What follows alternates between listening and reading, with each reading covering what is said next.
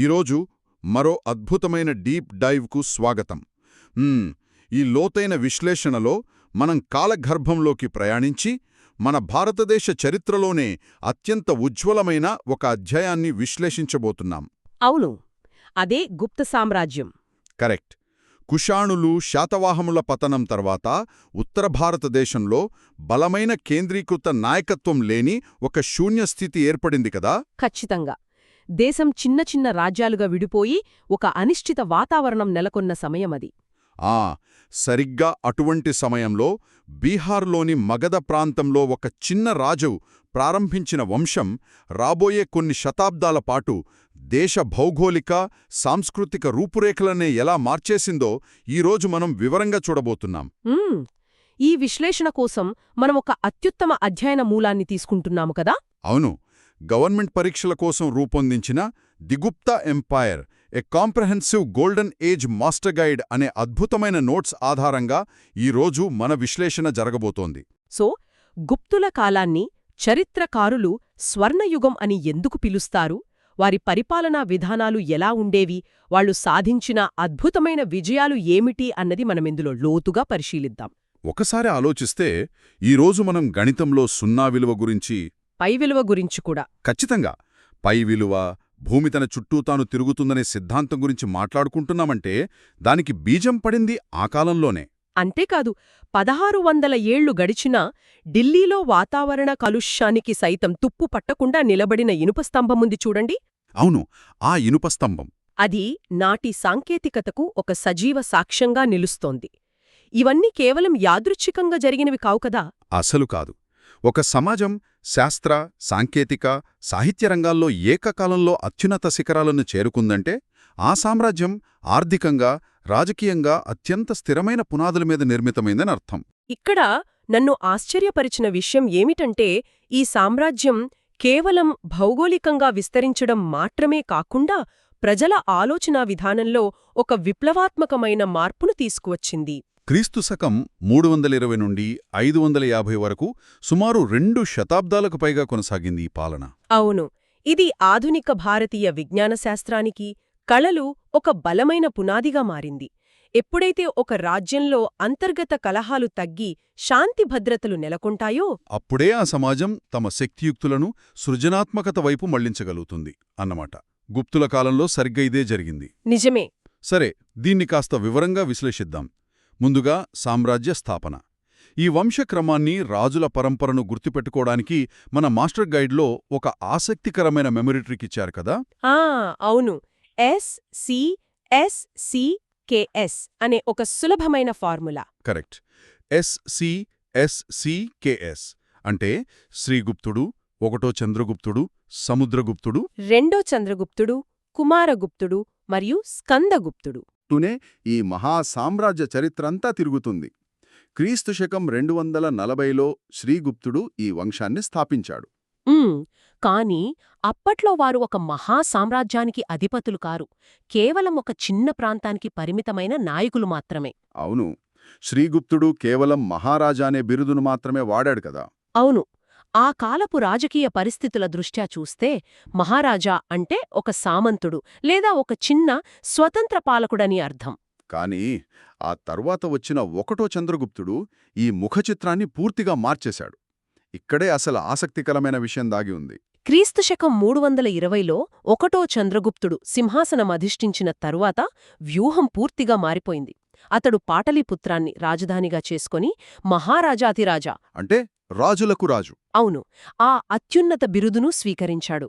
దీని వెనుక ఒక బలమైన సామాజిక వ్యూహముంది. అదే లిచ్ఛవి యువరాణి కుమారదేవితో అతని వివాహం. ప్రాచీన భారతదేశంలో లిచ్ఛవి వంశానికి అత్యంత గౌరవప్రదమైన స్థానం ఉండేది. ఖచ్చితంగా.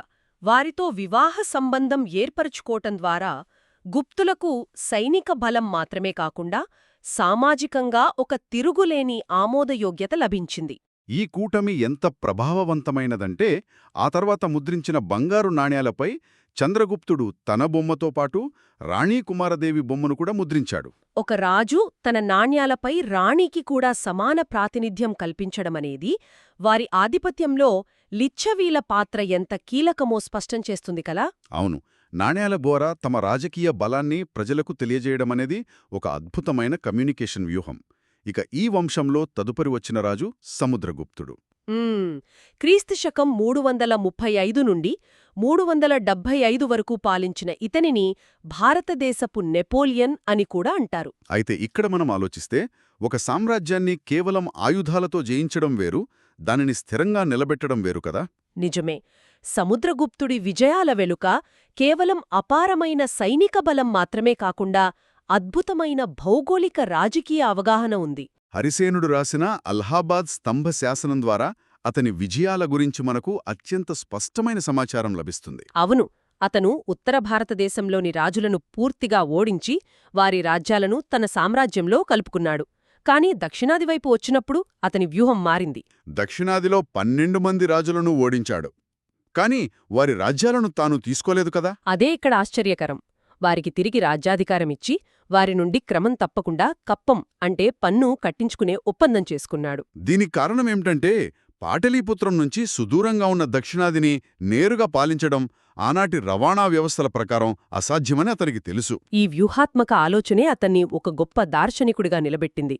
అంతేకాదు, నేపాల్, అస్సాం, బెంగాల్ వంటి సరిహద్దు రాజ్యాలను కూడా తన ఆధీనంలోకి తెచ్చుకున్నాడు. అవును, తన సార్వభౌమాధికారానికి గుర్తుగా అశ్వమేధ యాగం కూడా నిర్వహించాడు. ఒక విశాలమైన భూభాగంపై ఎవరికీ ఎదురులేని ఆధిపత్యాన్ని నెలకొల్పడమే ఈ యాగం ప్రధాన ఉద్దేశ్యం. అంటే ఎక్కడ నేరుగా పాలించాలి, ఎక్కడ పరోక్షంగా నియంత్రించాలి అనే స్పష్టమైన ప్రణాళిక అతనికుందన్నమాట. ఇక్కడ ఇంకో ఆసక్తికరమైన కోణం కూడా ఉంది. ఒకవైపు యుద్ధభూమిలో వందలాది విజయాలు సాధించిన సముద్రగుప్తుడు నాణేలపై వీణ వాయిస్తున్నట్లుగా దర్శనమిస్తాడు. అతనికి కవిరాజా అనే బిరుదు కూడా ఉంది. అవును, ఒక అత్యంత కఠినమైన యోధుడు, అంతటి సున్నితమైన కళాకారుడు కూడా కావడమనేది ఆనాటి రాజుల వ్యక్తిత్వాల్లోని విభిన్న పార్శ్వాలను చూపిస్తోంది. సరే, ఇదంతా సామ్రాజ్య విస్తరణ గురించైతే ఇక అసలైన స్వర్ణయుగం 2వ చంద్రగుప్తుడి కాలంలో ఎలా వికసించిందో పరిశీలిద్దాం. ఇతనిని విక్రమాదిత్యుడు అని కూడా అంటారు. క్రీస్తు శకం 375 నుండి 415 వరకు సాగిన ఇతని పాలనలో అసలు రాజ్యం రూపురేఖలు ఎలా మారాయి? దీన్ని మనం విస్తృత కోణంలో చూసినట్లయితే 2వ చంద్రగుప్తుడి కాలంలో ఒక స్పష్టమైన పరిణామం కనిపిస్తోంది. సామ్రాజ్య భద్రత అప్పటికే సుస్థిరమైంది. అవును. కాబట్టి అతను ఆర్థిక, సాంస్కృతిక పునాదులను బలోపేతం చేయడంపై దృష్టి పెట్టాడు. సైనికంగా చూస్తే పశ్చిమ భారతదేశంలో కొన్ని శతాబ్దాలుగా తిష్టవేసిన శకులను ఓడించడం అతని అతిపెద్ద విజయం. ఆహా, ఆ క్షత్రపులను ఓడించడం వల్ల మాల్వా, గుజరాత్, సౌరాష్ట్ర ప్రాంతాలు గుప్తుల వశమయ్యాయి గదా? ఖచ్చితంగా. ఇది ఎందుకంత కీలకమంటే ఈ విజయంతో గుప్త సామ్రాజ్యానికి పశ్చిమ సముద్ర తీర ప్రాంతంపై పట్టు లభించింది. అంటే అక్కడి ఓడరేవుల ద్వారా పశ్చిమ దేశాలతో, ముఖ్యంగా రోమన్ సామ్రాజ్యంతో అపారమైన వాణిజ్యం ప్రారంభమైందన్నమాట. అవును, రాజ్యంలోకి సంపద వెల్లువెత్తింది. ఈ వాణిజ్య మార్గాలను పర్యవేక్షించడానికి ఉజ్జయినిని 2వ రాజధానిగా చేసుకున్నాడు. అద్భుతం. ఎప్పుడైతే ఆర్థికంగా రాజ్యం అత్యున్నత స్థితికి చేరుకుందో అప్పుడే కళలు, విజ్ఞానశాస్త్రాలు వికసించడానికి అనువైన వాతావరణం ఏర్పడింది. అవును, ఈ ఆర్థిక స్థిరత్వమే నవరత్నాల లాంటి మేధావుల ఆవిర్భావానికి కారణమైంది. విక్రమాదిత్యుని ఆస్థానంలో 9 మంది మహాపండితులుండేవారని చదవడం నిజంగా ఆశ్చర్యాన్ని కలిగిస్తుంది. నవరత్నాలు. కరెక్ట్. సాహిత్యానికి కాళిదాసు, ఖగోళ శాస్త్రానికి వరాహమిహిరుడు, నిఘంటువు రూపకల్పనకు అమరసింహుడు, వైద్య విజ్ఞానానికి ధనువంతరి. ఇలా వివిధ రంగాలకు చెందిన అత్యున్నత మేధావులు ఒకే సభలో కొలువుదీరడం ఒక చారిత్రక అద్భుతం. ఈ కలయిక సమాజాన్ని ఎలా ప్రభావితం చేసిందో మనం ఊహించవచ్చు. సరిగ్గా ఇదే సమయంలో చైనా యాత్రికుడు ఫాహియాన్ భారతదేశాన్ని సందర్శించాడు కదా?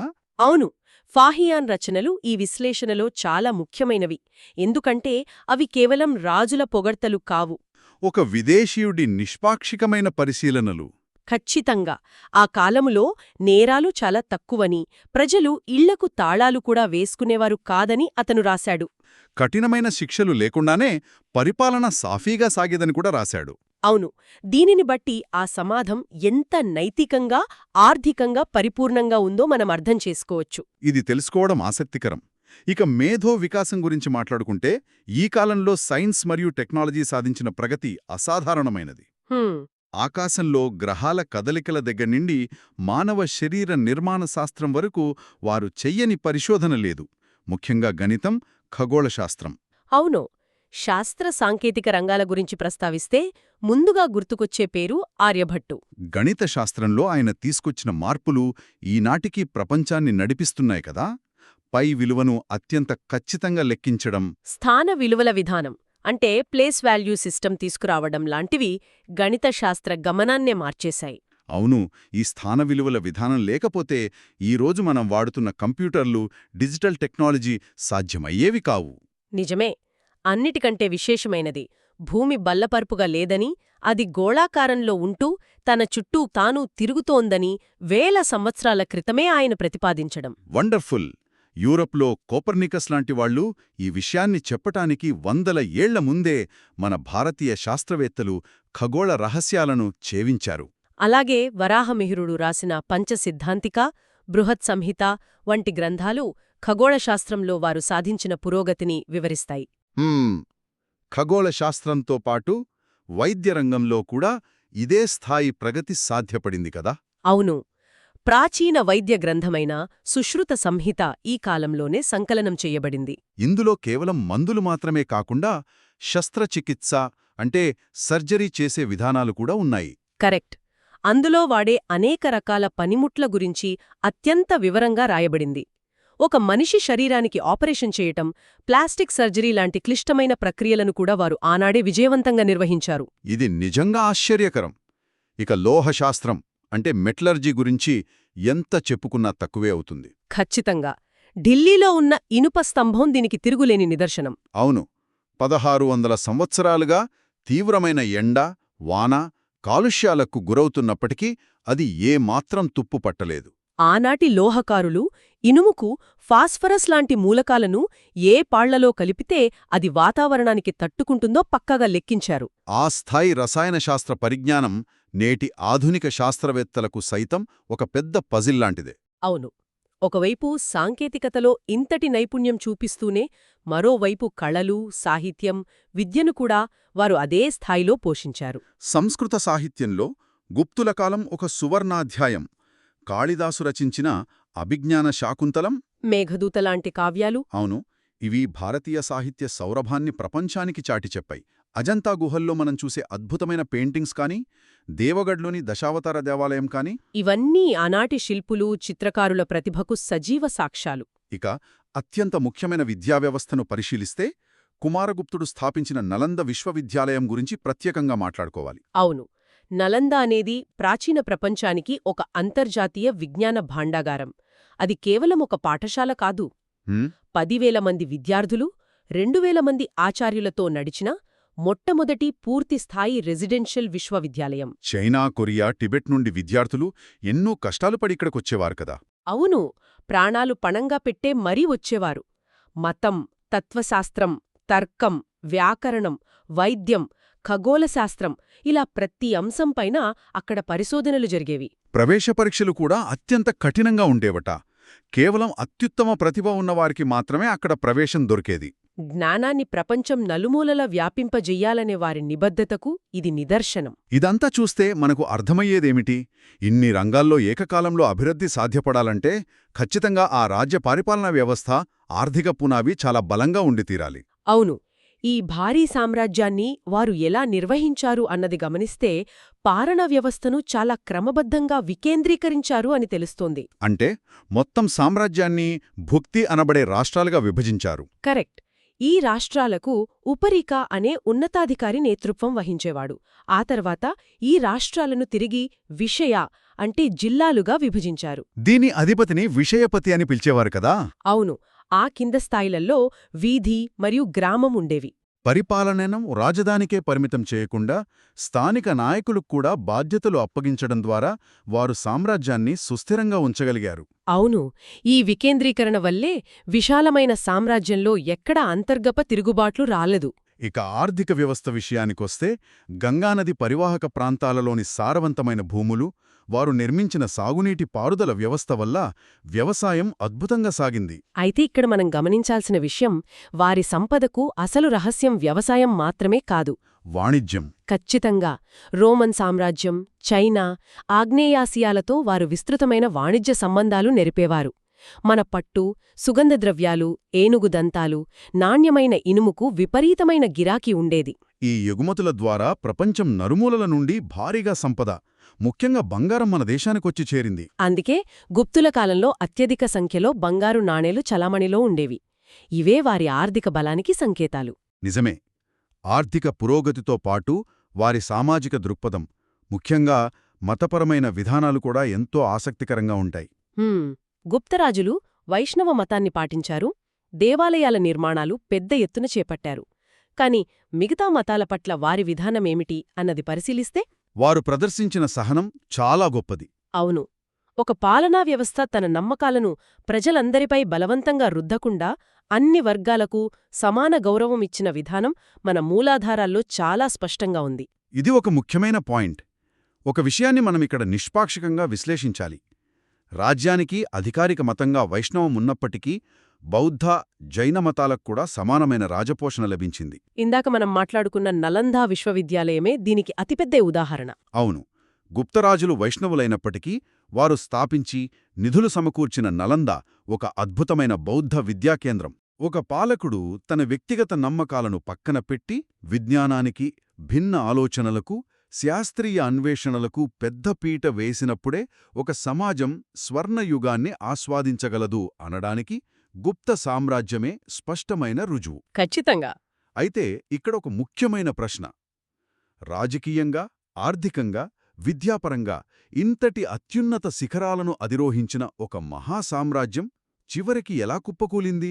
ఈ పతనం వెనుక ఉన్న భౌగోళిక, ఆర్థిక కారణాలను మనం అర్థం చేసుకోవడం చాలా ముఖ్యం. స్కందగుప్తుడు సింహాసనం అధిష్ఠించిన సమయంలో ఉత్తర పశ్చిమ సరిహద్దుల నుండి హూణులు దండయాత్రలు మొదలయ్యాయి కదా? అవును. స్కందగుప్తుడు వారిని అత్యంత సాహసోపేతంగా అడ్డుకుని సామ్రాజ్యాన్ని కాపాడాడు.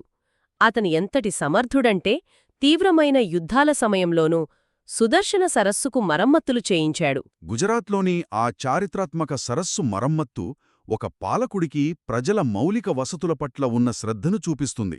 కాని అతని తర్వాత పరిస్థితులు వేగంగా మారిపోయాయి. అవును. పతనం అనేది రాత్రికి రాత్రే జరగలేదు. స్కందగుప్తుని మరణం తర్వాత వచ్చిన బలహీనమైన రాజులు, ముఖ్యంగా విష్ణుగుప్తుడు లాంటివారు. కరెక్ట్, విష్ణుగుప్తుడుని ఈ వంశంలో చివరి రాజుగా భావిస్తారు. వీరు సామ్రాజ్యాన్ని నిలబెట్టుకోలేకపోయారు. దీనికి ప్రధాన కారణం తోరమాణ మరియు మిహిరకుల నాయకత్వంలో హూణులు చేసిన నిరంతర దండయాత్రలు.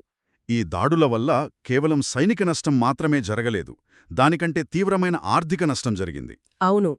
హూణుల ఆక్రమణల వల్ల పశ్చిమ ఆసియా, ఐరోపాలతో భారతదేశానికున్న ప్రాచీన వాణిజ్య మార్గాలు పూర్తిగా మూసుకుపోయాయి. ఎప్పుడైతే వాణిజ్యం దెబ్బతిన్నదో రాజ్యానికి ఆదాయం పడిపోయింది. ఆదాయం లేకపోవడం వల్ల ఆశించిన స్థాయిలో సైన్యాన్ని పోషించడం అసాధ్యంగా మారింది. కేంద్ర ప్రభుత్వం బలహీనపడటాన్ని గమనించిన సామంతులు తమను తాము స్వతంత్ర రాజులుగా ప్రకటించుకున్నారు.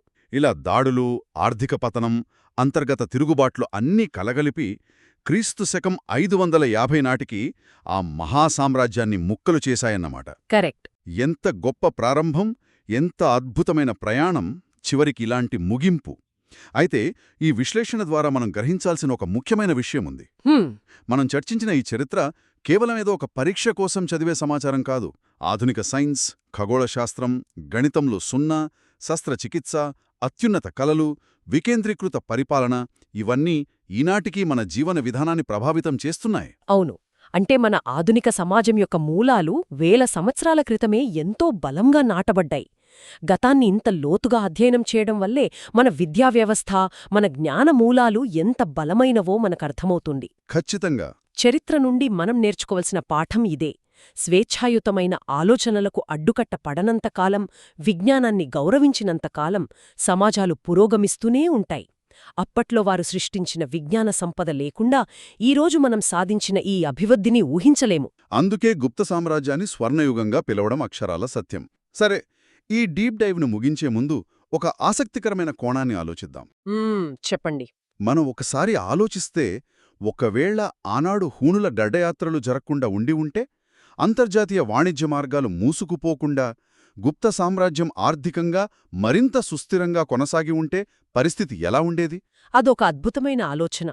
నలందా లాంటి విశ్వవిద్యాలయాలలో సాగుతున్న ఆ అపారమైన మేధోమతనం, పరిశోధనలు ఏ ఆటంకం లేకుండా ఇంకొన్ని శతాబ్దాలపాటు కొనసాగి ఉంటే? బహుశా ఆధునిక సాంకేతికత, శాస్త్రీయ విప్లవం ప్రపంచానికి ఇంకెంత ముందుగా పరిచయమయ్యేవి. ఖచ్చితంగా. మనం ఈరోజు ఆస్వాదిస్తున్న ఈ టెక్నాలజీ యుగం కొన్ని వందల ఏళ్ల క్రితమే మొదలై ఉండేదేమో కదా? ఇది నిజంగా మనందరం ఆలోచించాల్సిన విషయం. మరో ఆసక్తికరమైన విశ్లేషణతో మళ్ళీ కలుద్దాం.